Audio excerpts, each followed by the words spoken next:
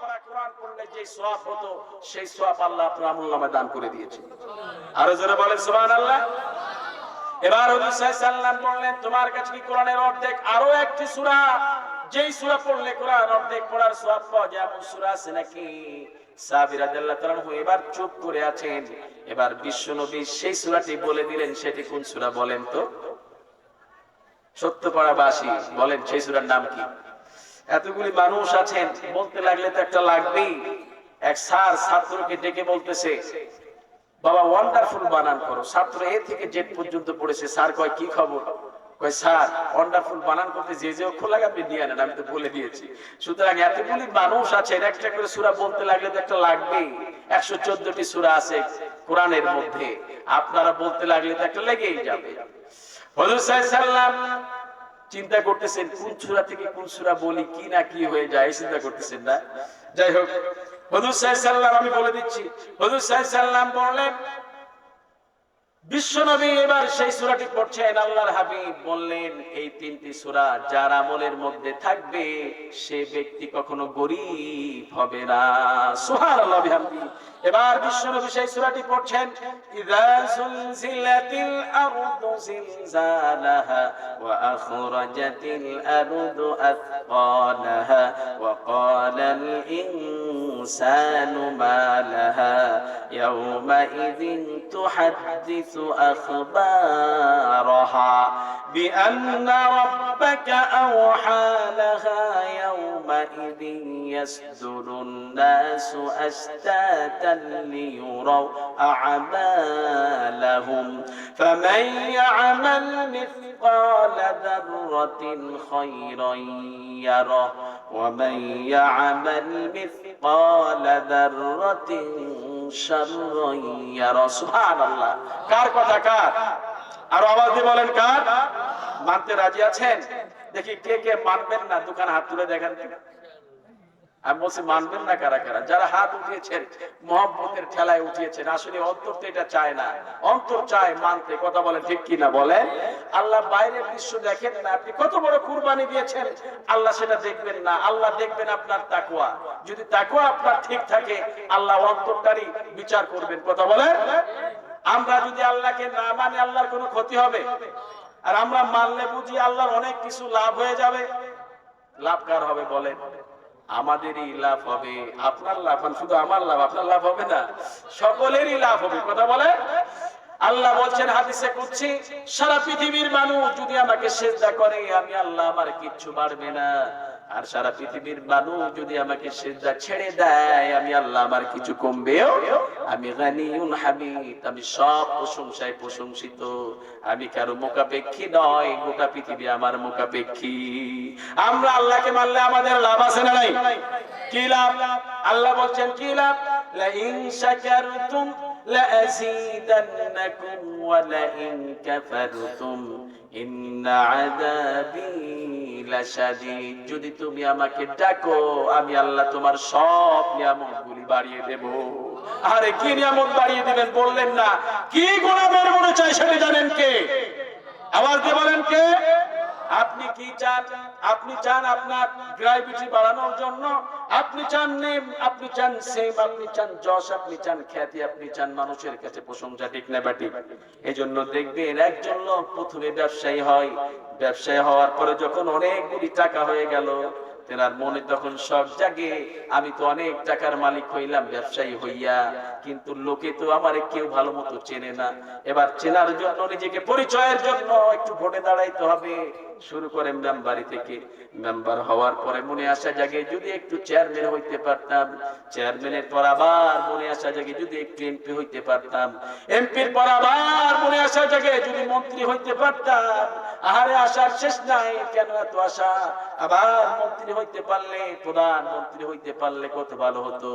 প্রধানমন্ত্রী হইতে পারলে সব জায়গায় যদি আমার নামগুলি থাকতো, আমার স্ট্যাচু থাকতো, কত ভালো হতো। নিজেকে রেখে যেতে চাই চিরস্থায়ী ভাবে, কিন্তু এমন একটি সময় চলে আসে নিজেকে ধরে রাখার মতো সাধ্য কারো। হঠাৎ করে চলে আসলো একটা মরণ গাড়ি, এসে ধাক্কা মারলো একটি মাইক্রোবাসের পিছনে। অকালেই ঝরে পড়লো আপনাদের এই বদলগাছি থেকে আক্কেলপুরের রাস্তায় কিছু লোকের প্রাণ। রমজান মাস, বাসায় বিবিরে বলে এসেছিল, বিবিরে আমি কিন্তু দুপুর বেলা এসে ভাত খাবো। কয়েকজন বন্ধু কিন্তু আছে আমার সাথে, গিয়েছিলেন কোন কাজে, কোন খারাপ কাজের উদ্বোধনের জন্য গিয়েছিলেন। বিবি খানা সাজিয়ে নিয়ে বসে আছেন দুপুর বেলায় রমজান মাসে, স্বামী আর হেঁটে যায় না, খাটলিয়াতে করে স্বামীর লাশ বাড়িতে পৌঁছে যায়। এমন স্মৃতি হয় কি হয় না বলে? বিশ্বনবী সাল্লাল্লাহু আলাইহি সাল্লাম বলেছেন, তাহিয়ুনা কামা তামুতুন, তুমি যে অবস্থায় মৃত্যুবরণ করবে আল্লাহ তোমার সেই অবস্থায় তুলে নিবে।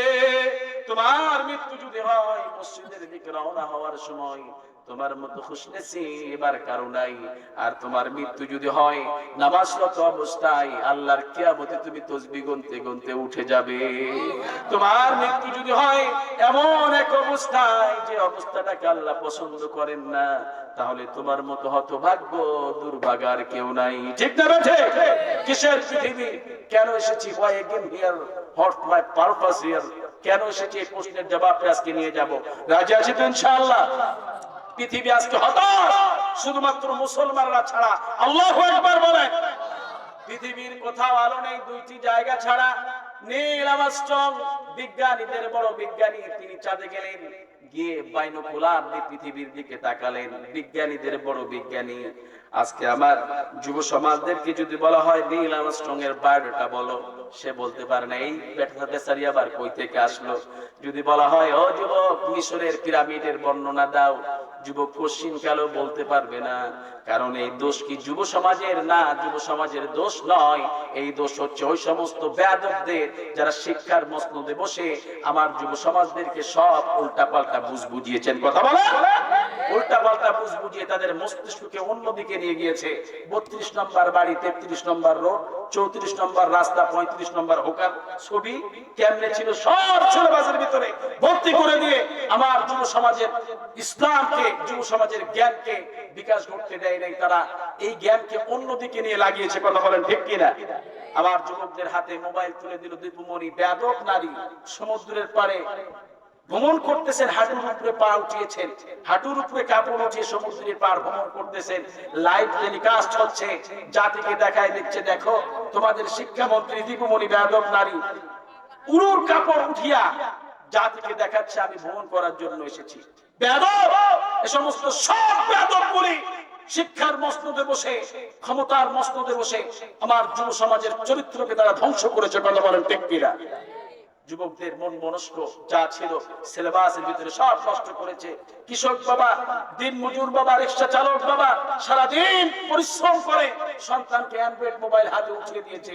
আপনার কি মনে হয় বাংলাদেশের 5 লক্ষ শিক্ষার্থী যদি দেখে থাকে, আল্লাহি এতটা হক করে আমি বলতে পারি, অনলাইনে ক্লাসের মাধ্যমে যে কথা তারা বলেছিল আমি হক করে বলতে পারি, 5 জন সন্তান অনলাইনে ক্লাস করে নাই, সব যুবকেরা ফ্রি ফায়ার আর পাবজি খেলে তাদের ভবিষ্যৎ নষ্ট করে ফেলেছে। কথা বলেন ঠিক কিনা? জামাতবদ্ধভাবে যুব সমাজ যেন ফ্রি ফায়ার আর পাবজি খেলায় লিপ্ত, পর্নোগ্রাফি দেখে দেখে তাদের জীবনকে ধ্বংস করে দিচ্ছে। এই যুবকদের জীবন ধ্বংসের জন্য যে দায়ী, যারা ক্ষমতার মসনদে বসা ছিল, ওই সমস্ত সব বেয়াদবগুলি আমার যুব সমাজের চরিত্রকে নষ্ট করার জন্য দায়ী। কথা বলেন ঠিক কিনা? আল্লাহ তাআলা আমার যুব সমাজেরকে হেফাজত করেছে। এই যুবক বুঝিয়ে দিয়েছে, সত্যপাড়া পাথরাবাড়ির যুবকেরা বুঝিয়ে দিয়েছে এই যুবক অন্যায়কারীদের সঙ্গে কখনো সহমত পোষণ করে না। কথা বলেন? এরা প্রথম দেখিয়ে দিয়েছেন যে 5 আগস্টের যে ভূমিকা পালন করেছে আমার যুব সমাজ, আমরা আশাবাদী আগামী বাংলাদেশ, আগামী পৃথিবী মুসলমান যুবকদের হাতেই সাজবে। কথা বলেন? আল্লাহ তাআলা আমার যুবক ভাইদেরকে ইসলামের জন্য কবুল করে নেন, পড়ছি আমিন। মুসলমান ভাইরা আমার খুব খেয়াল করবেন, বিজ্ঞানীদের বড় বিজ্ঞানী নীল আর্মস্ট্রং তিনি চাঁদে গেলেন, গিয়ে বাইনোকুলার দিয়ে পৃথিবীর দিকে তাকালেন, দেখলেন darkness occupied the whole planetary of the world. গোটা পৃথিবীটাকে অন্ধকারাচ্ছন্ন ধরে রেখেছে। পৃথিবীর কোথাও আলো নেই দুইটি জায়গা ছাড়া। আল্লাহু আকবার বলেন। গোটা পৃথিবী কুটকুটে অন্ধকার, দুইটি জায়গা থেকে শুধু বিচ্ছুরিত হয়ে আলো উপরের দিকে ছুটছে। ম্যাপ বের করে দেখে যে দুইটি জায়গা থেকে আলো উপরের দিকে ছুটছে, একটির নাম মক্কা আর একটির নাম মদিনা। আল্লাহু আকবার। ভারতের একজন চন্দ্র বিজ্ঞানী তিনি রিসেন্টলি কালেমা পড়ে মুসলমান হয়েছেন। তেনাকে প্রশ্ন করা হলো, আপনি মুসলমান হলেন কেন? তিনি বলেন, আমি অন্ধকার রাত্রিতে অনেক উপরে উঠেছিলাম, অনেক উঁচুতে উঠলাম, গিয়ে পৃথিবীর দিকে তাকালাম, দেখলাম নীল আর্মস্ট্রং যা দেখেছেন আমিও তাই দেখেছি। সুবহানাল্লাহ।